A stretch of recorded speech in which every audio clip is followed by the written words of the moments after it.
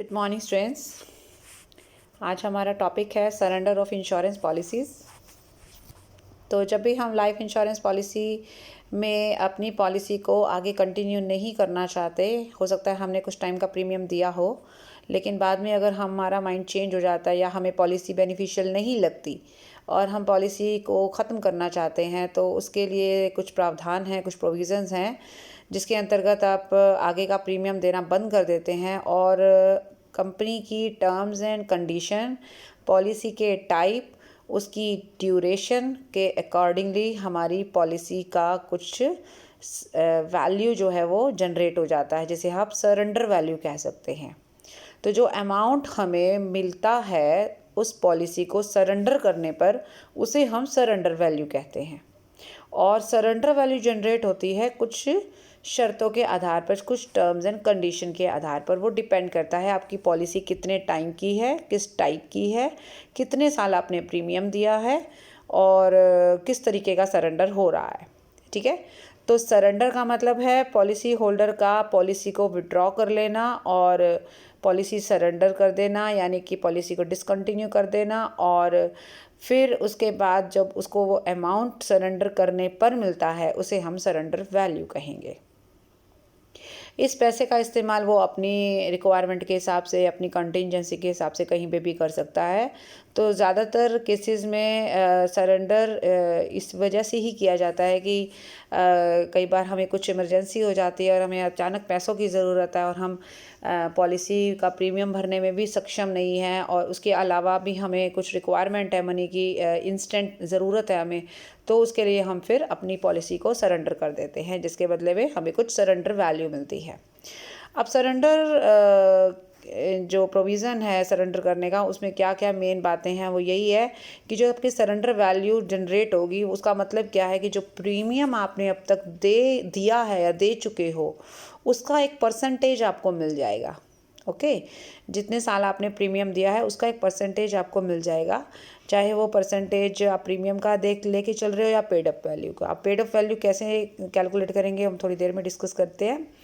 उसके अलावा surrender value आपकी डिक्रीज़ होगी अगर आपका पॉलिसी का जो टर्म है, जो टाइम है, वो ज़्यादा है। तो कहने का मतलब होता है कि अगर हम दो चीज़ों में कंपैरिजन करें कि अगर एक पॉलिसी आपकी 10 साल की है, दूसरी आपकी 25 साल की है, तो 25 साल वाली पॉलिसी को आप या 10 साल वाली पॉलिसी को आप अगर सेम टाइम पे सेम प्रीमियम देने के बाद सरेंडर करते हैं, यानी कि सेम ईयर्स का प्रीमियम देने के बाद सरेंडर करते हैं, तो आप देखेंगे कि जिसका ड्यूरेशन ज़्यादा है उसका सरेंडर वैल्यू आपको कम मिलेगा, और जिसका ड्यूरेशन कम है उसका सरेंडर वैल्यू आपको ज़्यादा मिलेगा। और ये सरेंडर वैल्यू डिसाइड होती है सरेंडर वैल्यू फैक्टर से। तो अगर सरेंडर वैल्यू फैक्टर बढ़ता है, वो डिपेंड करता है कंपनी टू कंपनी, ये वेरी करता है ये फैक्टर। तो सरेंडर वैल्यू फैक्टर अगर बढ़ रहा है, वो कैसे बढ़ता है, वो होता है जब अगर आपका ड्यूरेशन, जो पॉलिसी का ड्यूरेशन अगर ज़्यादा है तो सरेंडर वैल्यू फैक्टर उसी अकॉर्डिंगली जो है इंक्रीज़ करता है, जिसकी वजह से हमारा सरेंडर वैल्यू जो है वो डिक्रीज़ होता है। सरेंडर वैल्यू फैक्टर इंक्रीज़ होता है टर्म ऑफ पॉलिसी के इंक्रीज़ होने से, जिसकी वजह से हमारा सरेंडर वैल्यू डिक्रीज़ होगा। ठीक है, और हमारा प्रीमियम देने का क्या मेथड होगा उस पर इसका कोई असर नहीं होता, मतलब उसकी वजह से सरेंडर वैल्यू कम ज़्यादा नहीं होती। ये हमारे जो हमने प्रीमियम दे रखे हैं उस पर आधारित होती है, सरेंडर वैल्यू फैक्टर पर आधारित होती है, हमारी पॉलिसी के टर्म पर बेस्ड होती है। ठीक है, अब हम आगे चलते हैं implications after the surrender LIC policy. अगर आप अपनी LIC पॉलिसी को सरेंडर करते हैं तो इसके अफेक्ट्स क्या है। देखिए, कुल मिलाकर हम यही कहेंगे कि इसका कोई बहुत अच्छा अफेक्ट नहीं आता है। सिर्फ एक ही बात हम कह सकते हैं कि आपको एक अमाउंट मिल जाएगा जिसकी ज़रूरत अगर आपको उस समय है तो वो आपके काम आ जाएगा, आपकी कंटिजेंसीज के लिए यूज़फुल होगा, अदरवाइज़ इसके बेनिफिट नहीं है। तो हमें बड़ी सोच समझकर पॉलिसीज़ को सरेंडर करना चाहिए, क्योंकि सरेंडर करते ही पॉलिसी के जो भी बेनिफिट्स हैं वो सब ख़त्म हो जाते हैं। पॉलिसी जो कॉन्ट्रैक्ट है वो हमारा ख़त्म हो जाएगा। कॉन्ट्रैक्ट के जो बेनिफिट था, जो हमारा रिस्क कवर हो रहा था, जो फाइनेंशियल कवरेज थी, जो लाइफ कवरेज थी, वो हमारी लैप्स हो जाएगी एक तरह से।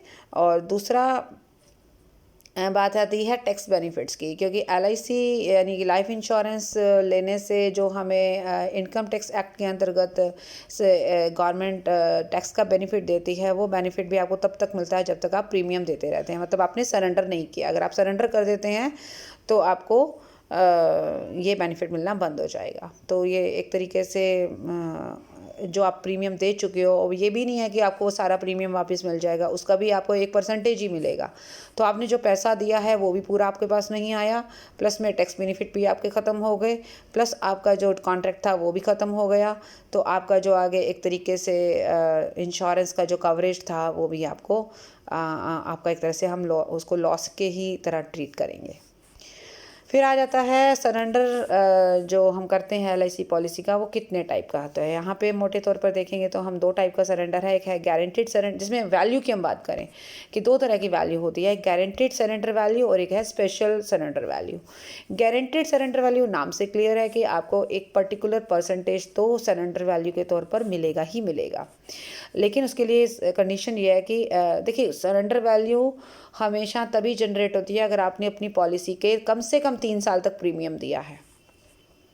सरेंडर वैल्यू उन्हीं पॉलिसीज़ की ही बनेगी जिसका 3 साल तक कम से कम हमने प्रीमियम दिया है। अगर 3 साल से कम समय के लिए दिया है तो सरेंडर वैल्यू उस केस में जनरेट ही नहीं होगी। तो यहाँ पर हम ये मानकर चल रहे हैं कि ये पॉलिसी का प्रीमियम हम 3 साल तक तो दे ही चुके हैं। अब जहाँ तक बात गारंटीड सरेंडर वैल्यू की है, तो यहाँ हमने ये देखना है कि अगर हमारी पॉलिसी सरेंडर वैल्यू के लिए एलिजिबल तभी होगी ना अगर आप का 3 साल तक प्रीमियम जा चुका होगा। और दूसरी बात, अगर आप गारंटीड की बात करें तो इसका ये भी आपके जो पॉलिसी का जो बॉन्ड होगा, जो आपका डॉक्यूमेंट है, उसमें मेंशन होना चाहिए कि आप गारंटीड सरेंडर वैल्यू के लिए एलिजिबल हो। ठीक है, तो एक तो ये बात, और दूसरा 3 साल का कम से कम प्रीमियम देने के बाद ही ये पेबल होगा। और उसके अलावा फिर जो इसका परसेंटेज है, जो गारंटी आपको दी जा रही है, वो क्या है कि जितने प्रीमियम आप पे कर चुके हो, ठीक है ना। मान लीजिए आपने 5 साल का प्रीमियम पे कर दिया, तो पहले साल का प्रीमियम नहीं लेंगे, 4 साल के प्रीमियम का 30% जो हैगा होगा वही आपका गारंटीड सरेंडर वैल्यू होगा।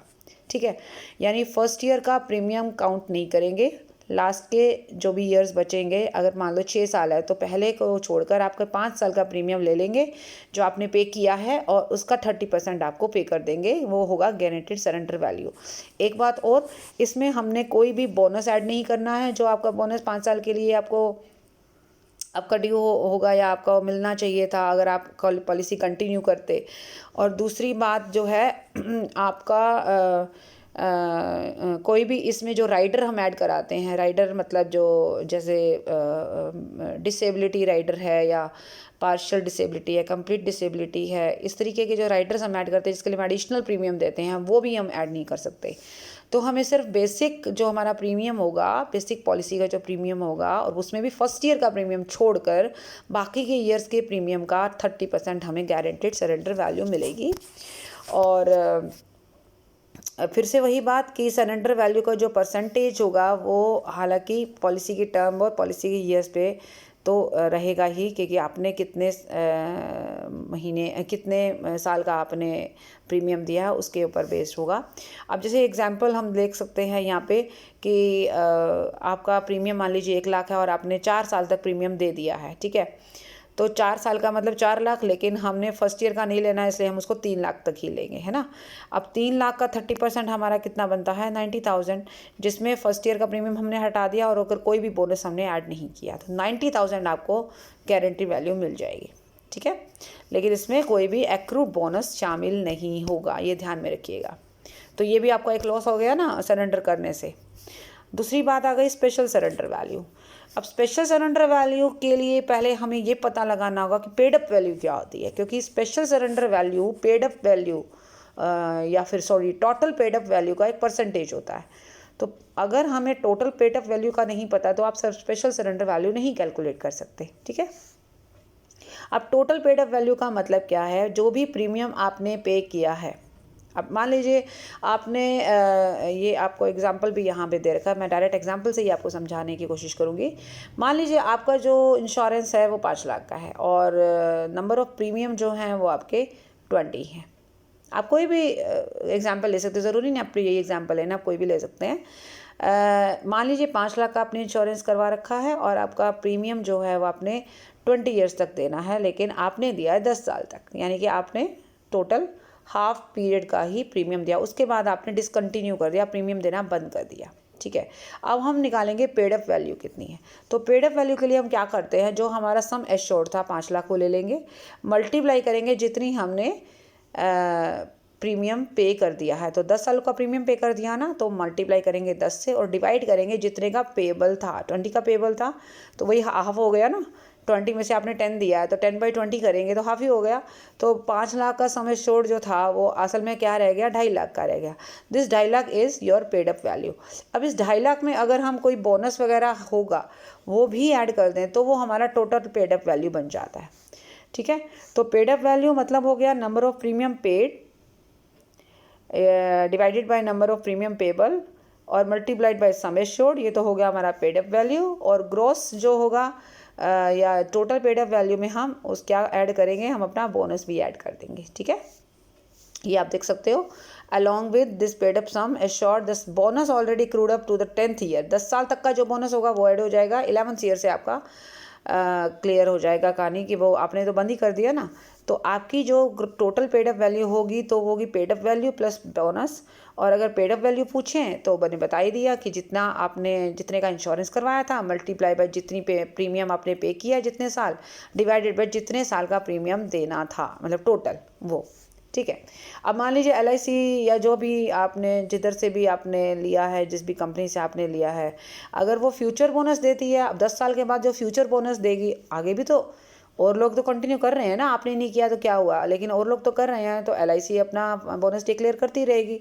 तो आपको 10 साल तक का बोनस मिलेगा, आपको 11th ईयर से बोनस मिलना बंद, कारण क्योंकि आपने डिसकंटिन्यू कर दिया है। ठीक है, और ये पैसा आपको जो टोटल पेड अप वैल्यू, अब लोग क्या करते हैं कि सरेंडर वैल्यू सरेंडर नहीं करते, बस वो वहाँ तक बंद कर देते हैं। तो उसके बाद उनको ये जो वैल्यू होती है वो मैच्योरिटी पर या कहाँ मिलती है, जब डेथ हो जाती है। मान लीजिए 12वें साल में जाकर डेथ हो गई, आपने 10 साल तक का प्रीमियम दिया, आगे 11th का बंद कर दिया, 12th ईयर में आकर आप बंदे की डेथ हो गई, तो जो नॉमिनी होगा, जो बेनिफिशियरी होगा, उसको 2.5 लाख रुपये प्लस बोनस जो भी बनता था वो मिल जाएगा, आगे उसको कुछ नहीं मिलना। ठीक है, तो अब पेड अप वैल्यू का क्लियर हो गया आपको। मतलब अब आते हैं हम स्पेशल सरेंडर वैल्यू पे, क्योंकि स्पेशल सरेंडर वैल्यू निकालने के लिए टोटल पेड अप वैल्यू का पता होना हमें ज़रूरी है। तो स्पेशल सरेंडर वैल्यू जो होती है वो एक परसेंटेज होती है, वो डिपेंड करता है टर्म ऑफ पॉलिसी पे, या ये जो स्पेशल सरेंडर जो एक परसेंटेज है या जो एक फैक्टर होता है उस पर। ठीक है, सरेंडर वैल्यू फैक्टर जिसको आप बोलते हो। तो टोटल पेड अप वैल्यू आप देख सकते हो, ये फॉर्मूला आपको दे रखा है, जो आपने टोटल पेड अप वैल्यू निकाली, ठीक है, उसको मल्टीप्लाई करेंगे सरेंडर वैल्यू फैक्टर से। And surrender value factor depends upon various factors. ठीक है, वो बहुत सारी चीज़ों पर डिपेंड करता है। ठीक है, तो स्पेशल सरेंडर वैल्यू क्लियर कर दिया हमने। स्पेशल सरेंडर वैल्यू जो होती है वो कैसे निकालते हैं, टोटल पेड अप वैल्यू को स्पेशल सरेंडर वैल्यू फैक्टर से हम मल्टीप्लाई करते हैं, तो आपका स्पेशल सरेंडर वैल्यू कैलकुलेट हो जाती है।